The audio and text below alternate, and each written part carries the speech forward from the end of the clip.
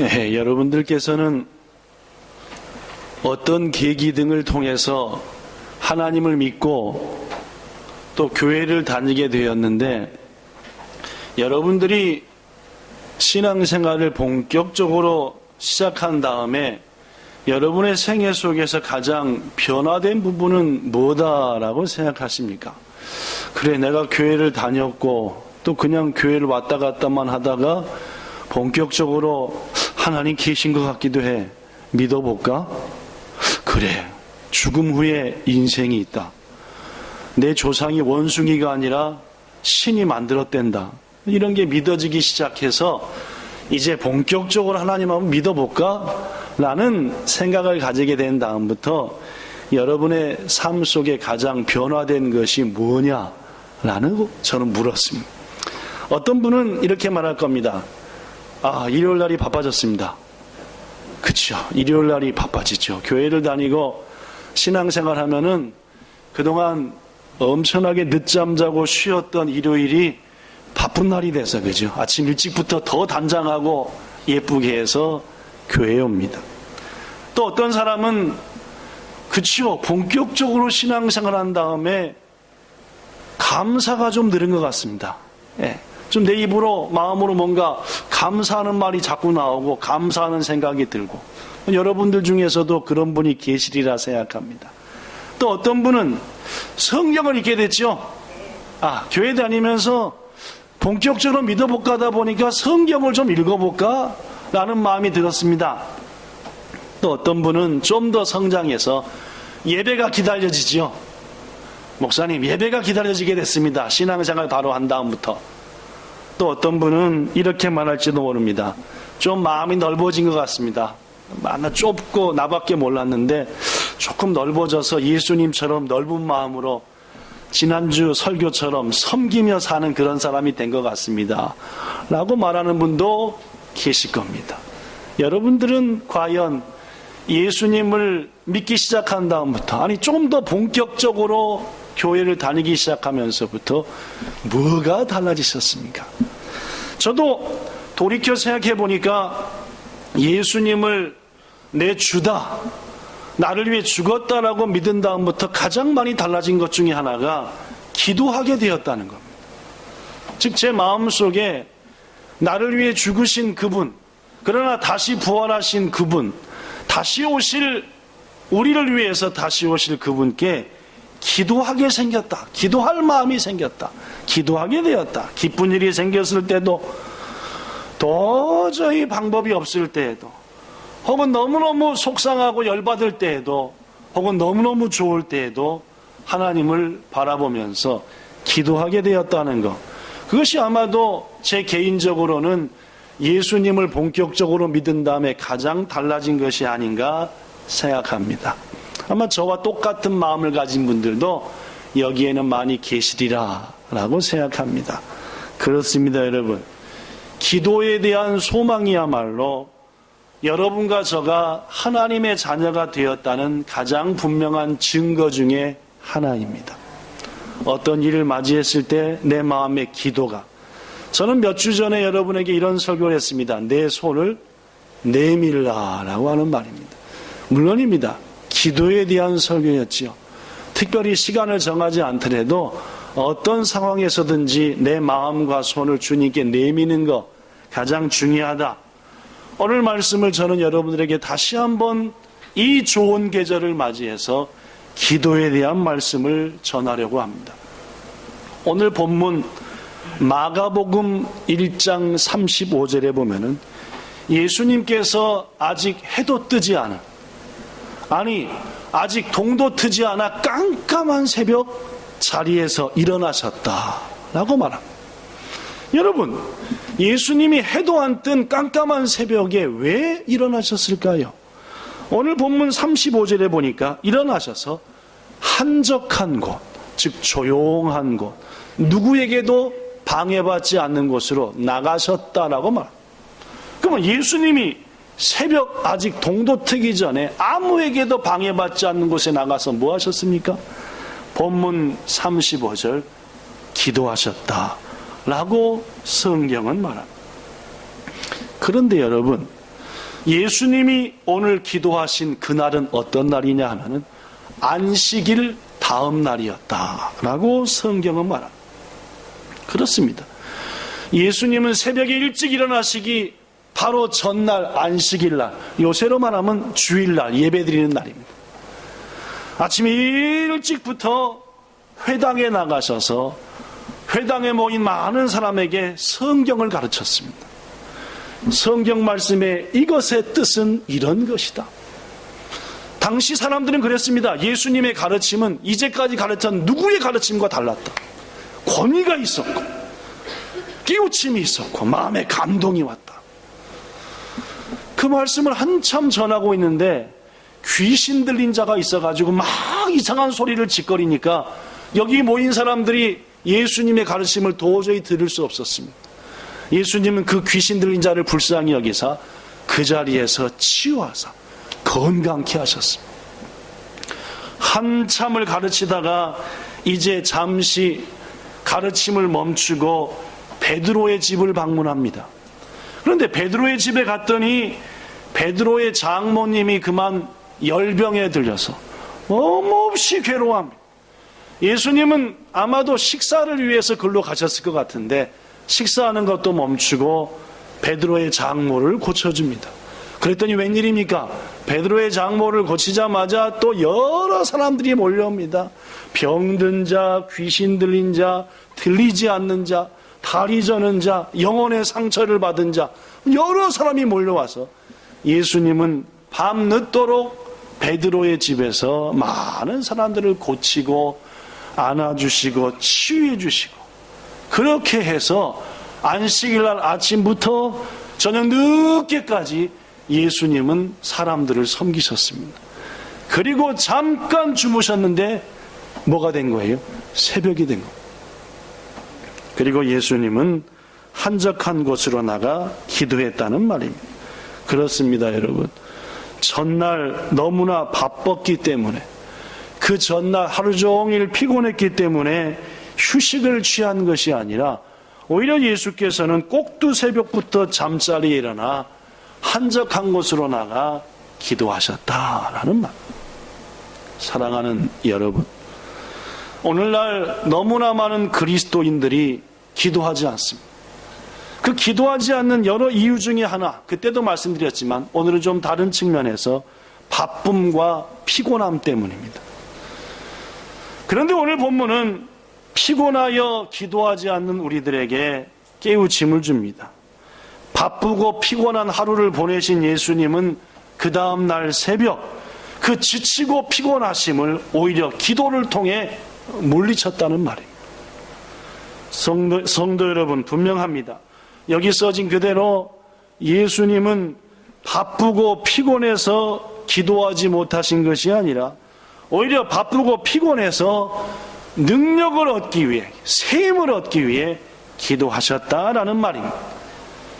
사랑하는 여러분, 올 가을에는 지난 여름 동안, 지난 9개월여 동안 우리에게 꽉꽉 뭉친 피곤함과 아픔, 그리고 여러 가지 바쁜 일들을 다시 한번 기도를 통해서 하늘의 능력을 받아 셈을 불어넣어 남은 10월, 11월, 12월 동안 올해 소망하는 것들을 응답받는 여러분 되시기를 예수님 이름으로 축복합니다. 1932년, 지금부터 약 80년 전, 아인슈타인이 자기의 동족인 독일, 특별히 나치의 여러 가지 핍박을 피해서 미국으로 망명했습니다. 아인슈타인이 미국 가서 살게 된 곳은 프린스턴 대학이 있는 그러한 매우 교육적인 도시였습니다. 그 명망 있는 아인슈타인이 프린스턴 근처에 왔다 하니까 여러 학자들이 아인슈타인과 학적인 대화를 좀 나누기 위해서 찾아왔습니다. 그런 어느 날 에이미라는 이름을 가진 어린 소녀가 아인슈타인 박사의 집을 노크했습니다. 아인슈타인이 이렇게 보는데 아무도 없는 게있어. 이렇게 보니까 여기 조그만 에이미가 있었습니다. 무슨 일이냐라고 물었더니 박사님, 저는 에임이라고 합니다. 이 근처에 살고 있는데요. 수학 숙제를 하는데 너무 어려운 게 있어가지고 어머니 아버지는 바쁘시고 도저히 물어볼 데가 없어서 유명한 수학 박사님이 계신다 해서 여쭤보려고 왔습니다. 아인슈타인이 이 에이미를 보니까 얼마나 귀엽고 더구나 배움에 대한 열망이 강한지 자기 어릴 때 생각이 나가지고, 아시다시피 아인슈타인은 어릴 때 영 학교에서 대접받지 못했습니다. 그죠? 들어오라 해가지고 자세히 가르쳐줬습니다. 그 후로도 에이미는 몇 번이나 아인슈타인을 찾아와서 이런저런 수학 문제에 도움을 받았고 그때마다 기쁨을 얻고 돌아갔습니다. 얼마 후 에이미의 어머니가 아인슈타인을 찾아왔습니다. 박사님, 제 딸이 너무나 폐를 끼쳤습니다. 알고 보니까 여기를 몇 번 찾아왔다고 하는 거예요. 그랬더니 아인슈타인이 하는 말, 작은 문제든 큰 문제든 어떤 문제든 간에 제가 누구를 도와주고 누구를 섬길 수 있다는 것은 저에게 너무나 큰 기쁨입니다. 제가 프린스턴의 교수들을 섬기는 것이나 저 에이미에게 수학 문제를 알려주는 것이나 저에게 너무나 귀한 일이고 그 두 사람 다 저에게는 참으로 귀한 손님입니다 라고 말했다고 합니다. 사랑하는 성도 여러분, 그렇습니다. 우리 하나님은 여러분과 저가 아무리 간단한 문제로, 아무리 간단한 기도라도 하나님을 찾아가 또 문을 두드리고 기도하고, 주님 이거 뭐예요? 주님 이거 어떻게 풀어야 돼요? 예수님 이거 어떻게 해야 됩니까? 기쁘게 기다리시는 줄로 믿습니다. 우리 어떤 기도에도 번거롭다 하지 아니하시고 언제나 귀 기울이시며 우리가 찾아오기를 기다리시는 그분이시기, 올 가을에는 바쁘다, 피곤하다, 시간 없다 하지 마시고 여러분과 저에게 더욱더 기도가 풍성해지기를 예수님 이름으로 축복합니다. 이제 새벽 이른 아침에 예수님이 자리에서 일어나셔서 기도하러 가버렸어요.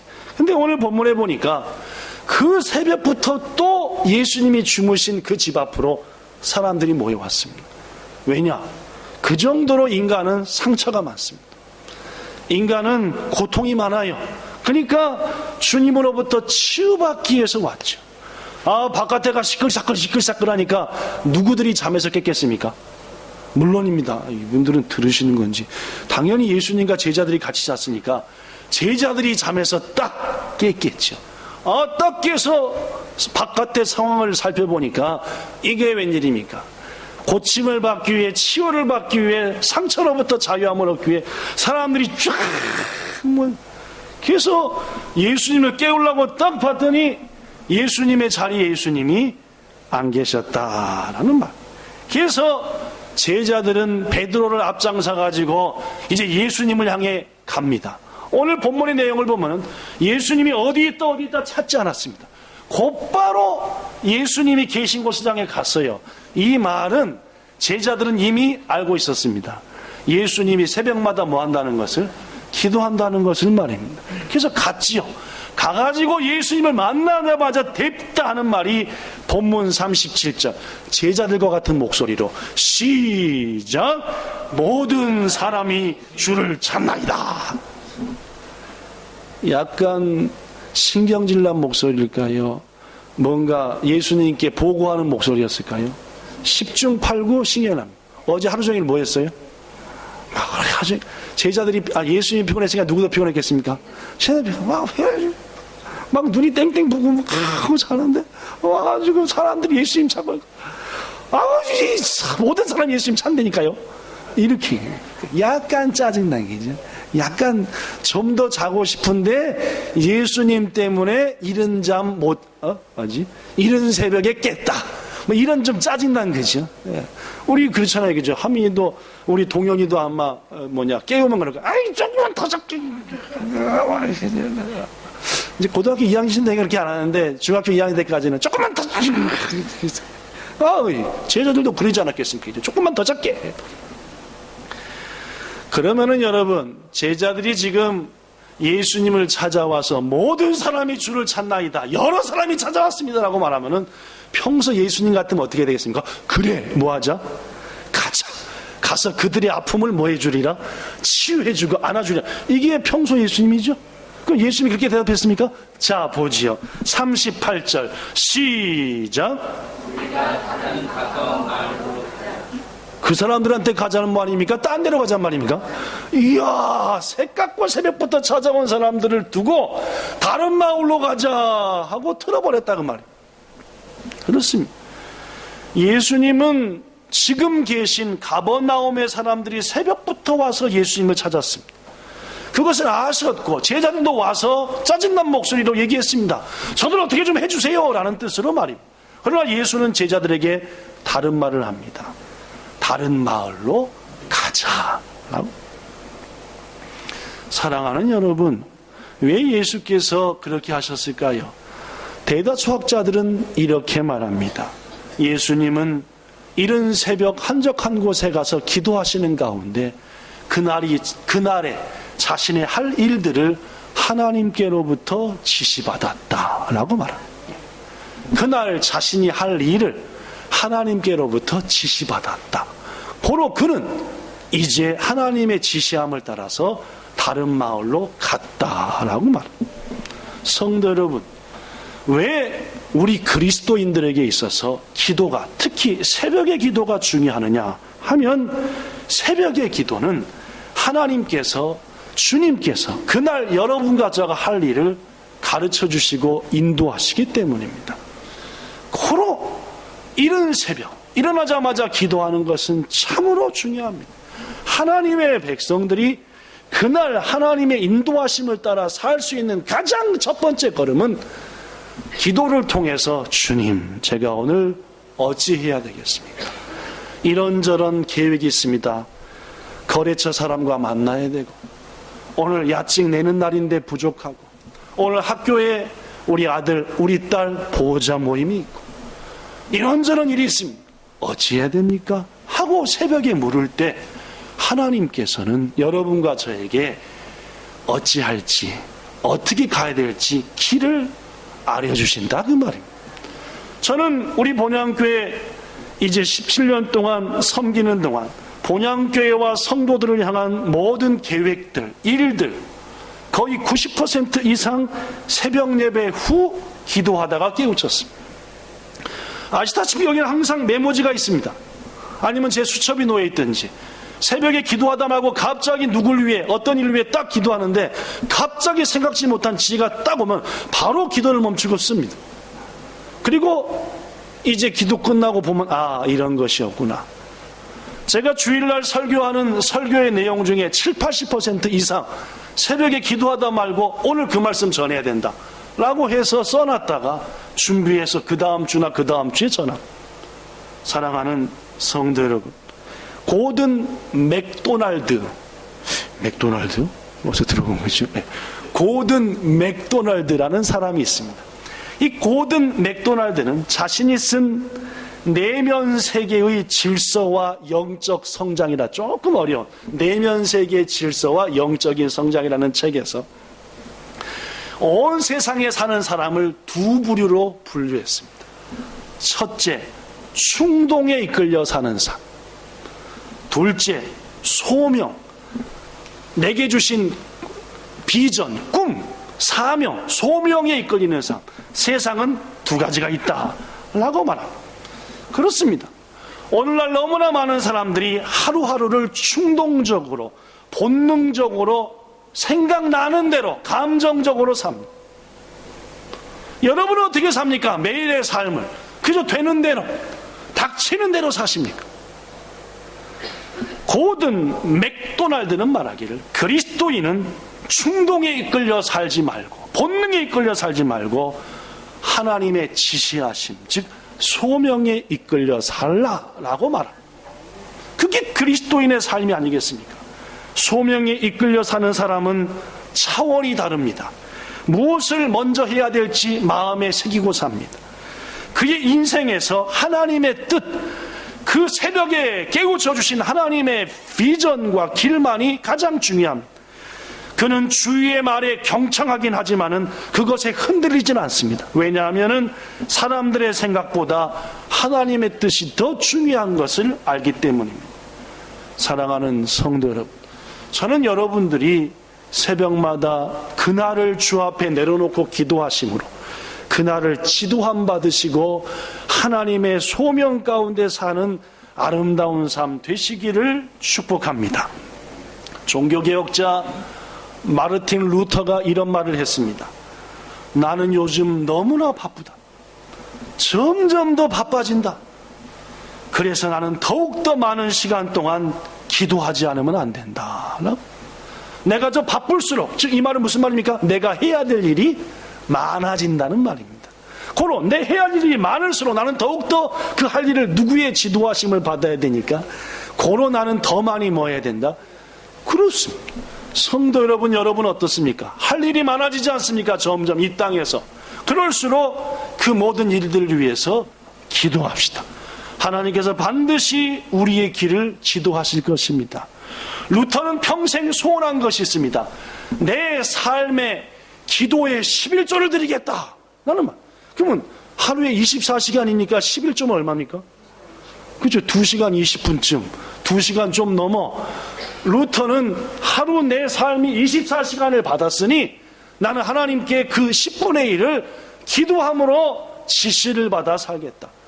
하나님을 의뢰한 그에게 하나님께서는 종교개혁의 선봉을 맡기신 줄로 믿습니다.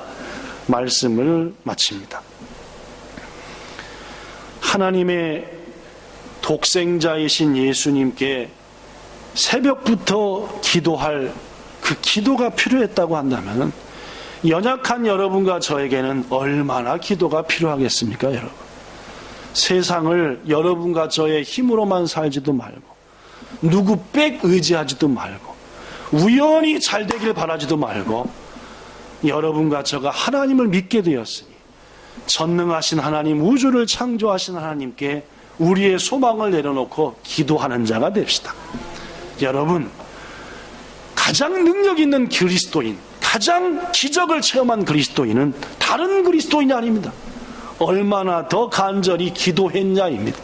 저는 오늘 이 자리에 함께한 여러분과 저가 기도하며 사셔서 하늘의 능력을 맛보고 기적의 사람이 되시기를 축복합니다. 지난 2002년 영국의 BBC 방송, 영국의 BBC는 한국의 KBS, 일본의 NHK 이런 것처럼 가장 그 나라의 국영방송으로 이런 큰 방송국이 BBC 방송. 그 BBC 방송이 영국인 100만 명을 대상으로 엄청난 큰 설문조사를 100만 명은 무지막지하게 조사, 대대적인 설문조사를 했습니다. 그 설문 내용 중에 하나가 영국 역사상 가장 위대한 지도자는 누구입니까? 라는 질문이 있었습니다. 여러분, 영국 역사상 가장 위대한 지도자 1등이 누가 나왔을까요? 여러분도 잘 아시는 윈스턴 처칠이었습니다. 처칠이 1등으로 뽑혔대요. 그런데 여러분, 우리는 처칠에 대해서 조금 알고 있습니다. 특히 학창시절 거의 개차반이었답니다. 네. 품의 학창시절에 한 학년 때의 생활기록부를 소개하겠습니다. 품행이 나쁘고 도저히 믿을 수 없는 아이. 이 아이에게 희망은 없으며 다른 아이들과 싸움질만 하는 문제야. 여러분, 원래 생활기록부에는 못된 놈도 뭐라고 써줘요, 선생님이? 그쵸? 하면 될 애, 이렇게. 이런 식이죠? 예. 대책은 없다는 말 안 쓰고, 하여튼. 그러니까 이때, 원래 이 생활기록부는 한 번 써놓으면 어떡합니까? 평생 하잖아요, 평생, 그죠? 하여튼, 초, 중, 고등학교 생활기록부는 성적만 아니면 성적도 물론 마찬가지지만 담임선생님이 쓰는 날 있잖아요, 그죠? 얘는 어떤 애 쓰는데 거기는 아무리 얘가 못돼 먹었어도 평생 가니까, 특히 요새는 그런지 모르겠지만 취직할 때 생활기록부 카피해서 내는 일이 많으니까 거기 보면은 아까 처칠처럼 품행이 방정맞고 믿을 수 없으며 쌈박질해서 소망이 없네, 이거 내면은 낚아나가 취직 되겠습니까? 못 되겠습니까? 도저히 안 되죠. 그런데도 불구하고 처칠의 생활기록부는 처참했습니다. 삼수 끝에 샌더스 허스트 육군사관학교에 할 정도로 학업도 특히 초등학교, 중학교 때 엉망이었대. 그러나 그는 21세기 2002년도 영국인들이 가장 존경하는 역사상 위대한 지도자로 뽑았다는 말입니다. 왜입니까? 영국 사람들은 윈스턴 처칠을 떠오를 때마다 가장 먼저 떠올리는 게 있답니다. 그는 기도의 사람이었다라고 말입니다. 그는 나라가 곤고할 때에도 어떤 일이 있을 때에도 무릎 꿇고 기도했으며 온 백성들 앞에서, 영국민들 앞에서 자, 우리 민족이 위기를 당했습니다. 저 독일이 우리 앞에 쳐들어가. 자, 기도해야 되지 않겠습니까? 하고 먼저 눈물로 기도한 사람이 처칠이었고, 그리고 영국민들은 지금까지도 처칠을 떠올 때마다 저 처칠은 전쟁터에서도, 국회에서도, TV 앞에서도, 어느 곳에서든지 하나님 앞에 무릎 꿇고 하나님의 은혜를 구하는 지도자였고, 우리는 그 윈스턴 처칠을 가장 존경한 위대한 지도자라고 한다라고 말합니다. 그렇습니다, 여러분. 하나님은 기도하는 사람을 소망 없던, 희망 없던 소년에서 위대한 존경을 받는 지도자로 변화시키시는 줄로 믿습니다. 하나님은 기도하는 사람에게 무한대의 능력을 주십니다. 여러분, 예수 믿기 시작하셨습니다. 예수를 믿고 있습니다. 여러분은 예수 믿고 난 다음에 무엇이 가장 변화되었다고 말합니까?